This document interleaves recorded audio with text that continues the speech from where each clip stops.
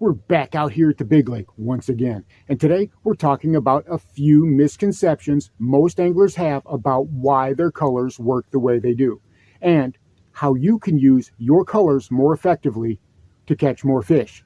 Stick around, you don't want to miss this one. There we go, I got him. Ooh, that's a big fish, holy cow. Oh yeah, come on buddy. Wow, that's a big fish. Unless that's gunk. No, that's not gunk. Gunk goes, wow, that's a big fish. Oh my goodness, come on, buddy. Ooh, this is a nice fish. Oh, he swallowed it. Ooh, come on, dude. Oh, come up here.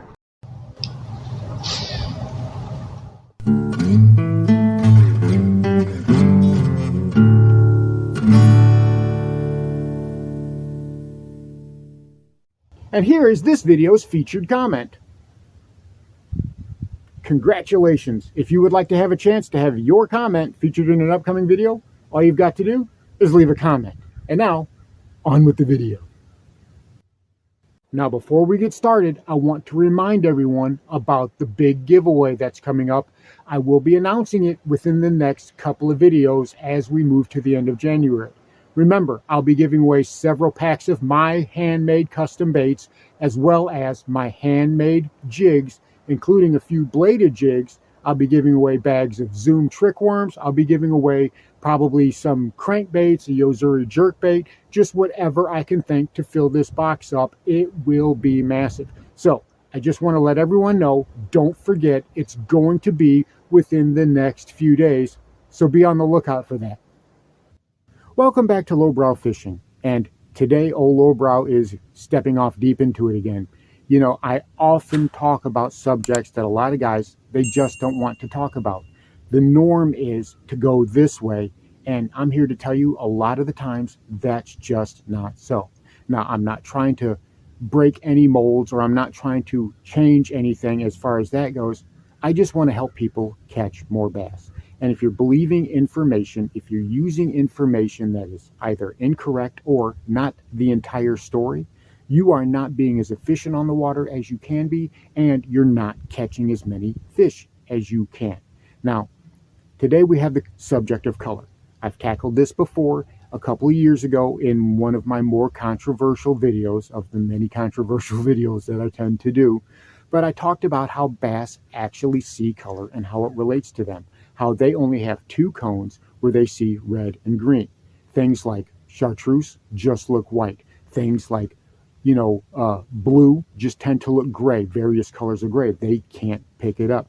They don't have three cones like humans do, which are red, green, and blue. We see an RGB color. That's why your computer monitor is an RGB monitor, because that's how you see. We blend those three colors together. That creates our entire visible spectrum. Well, bass only have two colors to work from, and that's their entire visible spectrum. So a lot of these colors that we think are the fire, that we think that are helping you catch more bass, the bass don't see it the way you think they see it. And that's part of the problem. We need to stop looking at it from our standpoint. We need to look at it from the bass's perspective.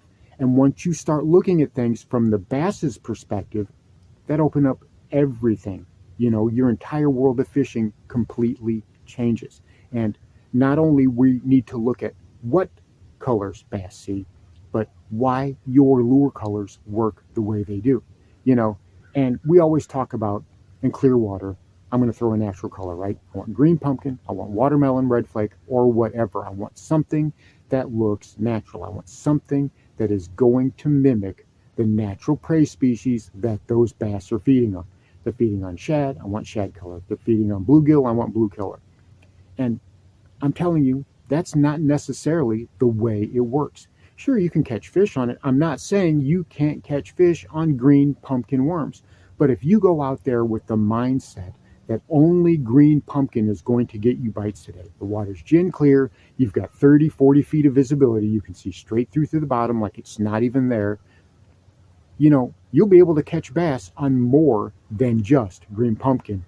I promise you. As a matter of fact, you can use something like bubblegum. I've done it, right? You're just listening to a guy on YouTube, but I'm telling you, even pro anglers will tell you, don't be afraid to throw some crazy and cockamamie colors. And there's a one big reason for that. There is a huge reason that anglers often overlook. A lot of times you're getting fish to bite your lures, not because they're hungry, not because they think something is prey, but because they are curious. Bass are innately curious. They want to explore the world around them. They want to know about their surroundings, and they want to know more about their surroundings any way they can. Now, just like a toddler does, a bass explores everything with its mouth. That's the primary function a bass has, to explore it. They suck it in, they don't like it, they spit it back out.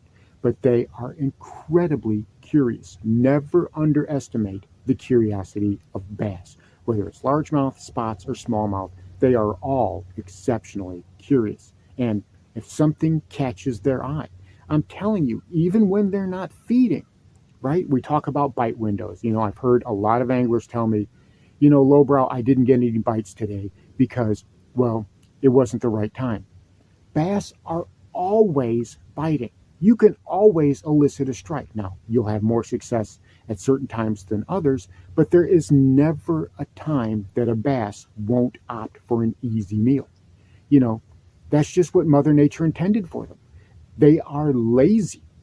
You've heard me say it before. Lazy is a great evolutionary trait because it means you can do things without exerting energy. And the more energy you have, not feeding, the more energy you can conserve by not feeding, that means the more energy you have for reproduction and the continuation of the species. And that's what it's all about. So we have to look at those things from the bass's perspective. I cannot stress that enough. I can't emphasize that enough. And this doesn't matter if you're a boat angler. This doesn't matter if you're a bank angler. The rules still apply. So whenever a bass sees something in the water, we try to save the wacky, crazy colors for when the water is stained. And I'm telling you, you don't necessarily have to do that, especially when those bass are grouped up, right?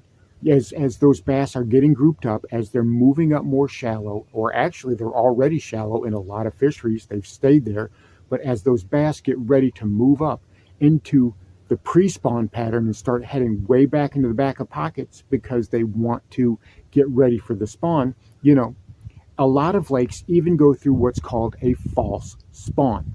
And a false spawn is simply when those bass, they act like they're getting on beds, they act like they're digging out beds, you can find them, they've got bloody tails, they've got the lipstick, but they're not actually spawning. And that is because those conditions are getting to where they like to spawn. Like we talked about in the last video, right? Not just water temperature, but current and moon position and sun position in the sky. But whenever they are like that, well, you can get them on more than just natural colors. And even in the summertime, when things get super slow, whenever you're having a hard time, throwing out there that watermelon pumpkin, that watermelon red flake or that green pumpkin, a lot of times I lead with Junebug. Junebug is my favorite color to use here on the Big Lake because it stands out so well. I'm not interested in looking like everything else under the water. I want my bait to stand out. I want my bait to stand out to those bass so they have a reason to come over and inspect it. And that's all your color is doing. Your color is giving them a reason to come over and inspect your bait. It serves basically no other purpose. If they're going to strike it, they're going to strike it. If they're not, they're not. I like videos by Steve Rogers. He's got the best underwater footage of any fishing channel on YouTube, bar none. And his videos conclusively prove those bass know your bait is there. Color is not going to change whether they know your bait is there or not. They know your bait is there. Underwater footage conclusively shows those bass, sometimes 3 or 4 bass, looking at your bait. They are staring at it. They're looking right at it.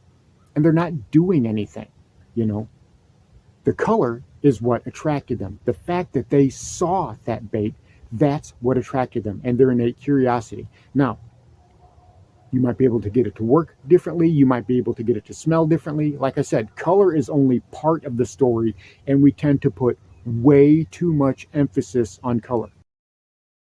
So the switch in my trolling motor went out. I've got it cobbled together. I don't know how well this is going to work. I've got it bypassed. It's going directly to the battery. So when I plug it onto the battery terminal, the motor automatically kicks on. I don't have reverse, and the only speed I have is wide open. So it is what it is. I got to order a new part. There we go. Oh my goodness, I got that guy. Come on. Oh, that's a good fish. Oh my goodness. They're getting a little feisty now. They've got a little feistiness to them anymore. All right. Hey, look at that. Look at that. Beautiful, beautiful, beautiful, beautiful, beautiful, beautiful. On a worm they had no sense biting. Look at how he's got his color back. That's, I don't know, right at a pound. Beautiful fish. Thank you so much, buddy. We really appreciate it. Color isn't going to make or break your day. And you guys have seen me catch fish on some crazy, crazy colors, like electric blues, the spearmint blues, those dreamsicle orange, you know.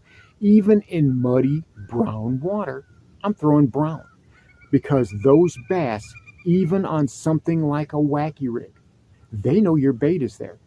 You throw your bait out there, you throw your lure out there, and you fish all day and you don't get any bites, and you say to yourself, well, the bass aren't biting, or you say that there's not any fish in the area. And I'm telling you, you're wrong on both occasions. And it's not so much the color of your bait as the overall presentation, how you're working it in the water, the fall rate that it has. Those things, I'm telling you, are far more important to enticing bass than just your color.